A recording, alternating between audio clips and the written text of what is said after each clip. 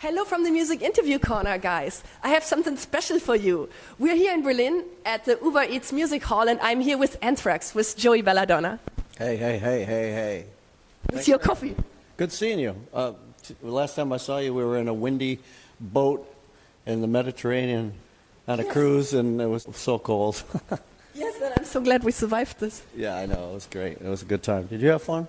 Yes, and you played amazing in the storm. It was amazing to watch you play in the storm. That was a good one, right? Yes. I'm glad we got to do it, you know.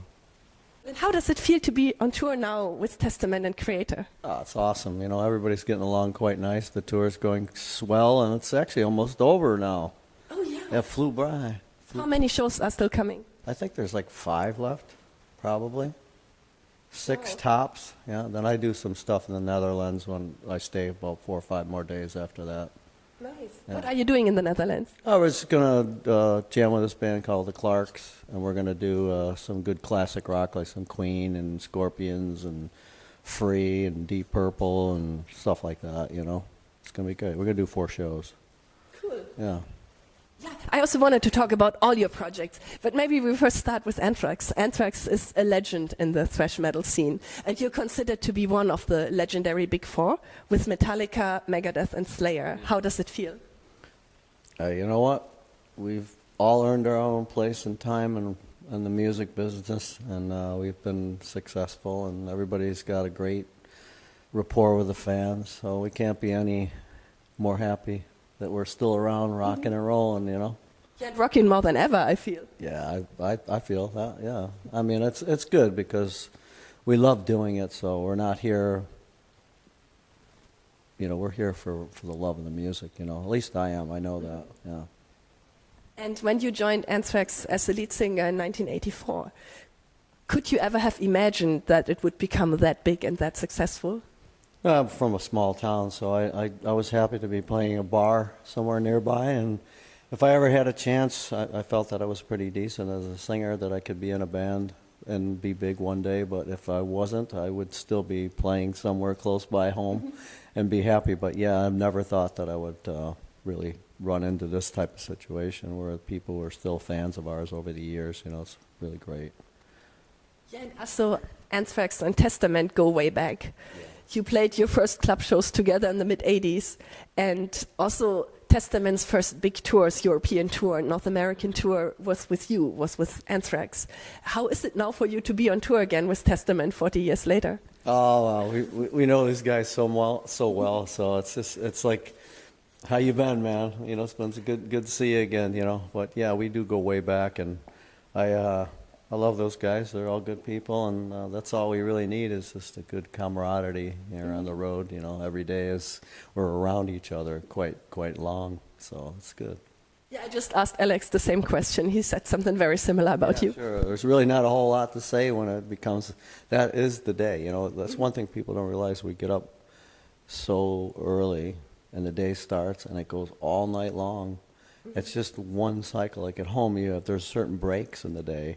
Here, it's just it goes all the time. Even when you're driving for the day off, it's so quick, and the next day you're right back at it again. So it's just a lot of travel, and it's nice to be with people that you're comfortable being around, you know, like yourself. Oh, thank you, and I really appreciate that you're taking time for this interview today. That's nice. I was hoping that we have a place, because a lot of times it's really hard to find a room.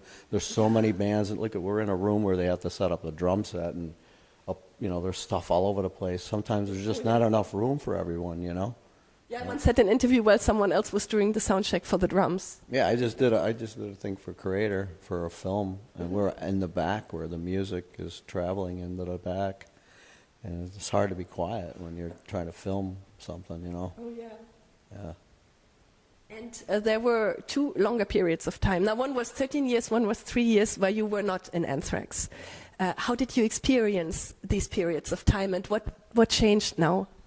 Well, for me to be out of the band for that long it's almost too long. It was really, it was unexpected, and it wasn't my idea, and I wouldn't have preferred it.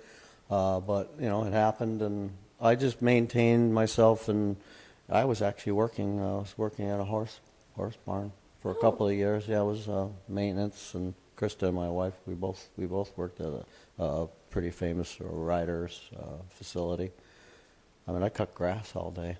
It was so big there, I couldn't complete all my work each day. It was a long, long day. It took me 2-3 days to weed eat the whole place.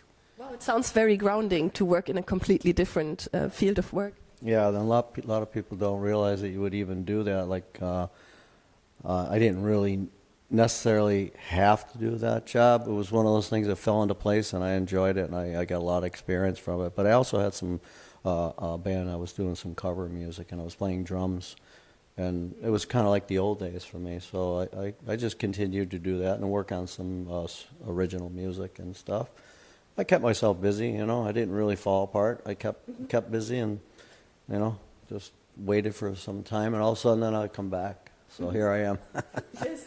Well, they are lucky to have you back. Oh, thank you very much. And I also wanted to talk about your other projects, because you have your solo project called Belladonna, and you play in 2 cover bands that I know of, but maybe there are more. But you have Chief Bigway, where you play drums and you're the vocalist, and then you have a Journey cover band, Beyond Frontiers. Yeah. So, but maybe we start talking about your solo project first. You had 5 releases between, when was it, 95 and 2006, I think? Yeah, you know what, to be honest with you, there's only one of those out of all those is really a record. The rest of them are demos, which I've never clearly stated that those were really almost unfinished projects.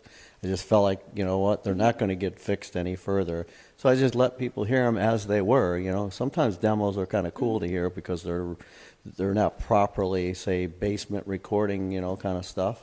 And it was fun to be able to write music and just to find some songs that I could enjoy. But I didn't really tour much with the solo stuff. I ended up doing more covers and stuff for that period of time. And then just recently, the last couple of years, put a Journey tribute together. And that's been really awesome, and that's great to play that kind of music because I love singing it, and it's challenging. And then we just put a Dio, Sabbath, and Rainbow project together. That's a tribute to that, and that was great. We did 4 shows of that, and that was amazing. It was great. So both of them are really fun. Great singers. I love both singers, Ronnie and Steve Perry. So can't go wrong with that, right? Amazing. And I remember when you sung Don't Stop Believing in the Rain, it almost made me cry. Oh, yeah, that's right. I did do that. I was afraid to sneak that in. I was thinking everybody like, oh, no, man, don't do that. No, I tried to be heavy because it was a metal cruise, but I did sneak in a few off Eye of the Tiger. I snuck in there that night, and yeah, Don't Stop Believing. Oh, I did Stone in Love, too. That's right. Yeah. And Love Will Find You. Yeah, right? Oh, man, that's great. That's right. Yeah, great memories dancing with your beautiful wife there in the audience. Faithfully, yes, that's it. But you guys were cool enough to let me do that. Thank you. The last I saw you before that, you were hosting a sandwich contest. Yeah, you were eating contest and a beer drinking contest with your wife as a judge. No, and did you guys have fun doing that? Yeah, the hosting was fun. It was challenging because it was so windy. I would think that the wind was about 35 miles an hour out there because it was blowing everything around. Yeah, and Masterplan couldn't have drinks on stage because the wind would have knocked them over. Mine spilled all over before I started. I had a coffee, went everywhere. I should have known better not to put it on the ground there, but yeah, it's fun doing the tributes, you know. But we don't wear any outfits and stuff. Like some tributes, obviously, they have to put all the whole costume on and stuff. Now, my idea was to play great music, and that's it. And what fascinates you about doing covers, and how do you pick the songs you want to cover? Well, I picked my all-time favorite stuff that I think is really, really stuff that I want to sing and stuff that most people would probably know. Not too deep, you know, where people kind of get lost in it. But the both singers, Ronnie Dio and Steve Perry, are like my all-time favorites of vocalists, and they're both different and very challenging and extremely great. So I just love the music, so I just felt like doing it. And it's been a long time coming because it's really hard to find the right people to play those songs and that want to play it and love that kind of music. So that's very important. And how did you find the right people for these 2 bands? The keyboard player in the Journey band was on the cruise, and I heard him playing keyboards. I was like, wow, man, you're really great. Would you be interested in doing a Journey project? And he goes, yes, I have the guys. I'm from Nashville, and I have many, many musicians that are great. And then the Dio thing was Nico McBrain from Maiden, the drummer. He has a band when he's off tour, and they do Maiden songs. And I know them through Nico, and I asked them if they would be willing to learn the Dio stuff. And they loved that, and they learned everything, and then we got together, and that became that band. Amazing. So you're also going to continue the Dio band? Yeah, of course, I would love to. I mean, you know, the thing is, you spend so much time learning those songs, and you get them down to where you love them, but you're not quite yet ready to get them where you want them. So you want to keep going because I spent so much time. But just try to find the right agency that wants to take it. That's sometimes the hard part, is trying to find someone that really wants to book the band. Yeah, I'd love to keep going on those. Fix this. I feel the couch is eating me. This is better. Now it's better. Yeah, that's what we could share Thank this. you. Oh, thank you. Yeah, You're such a gentleman. Yeah, that's tough without that back part on your back. It is so much better. Yeah. Here, tell you what, slide this down a little bit more. We can share this.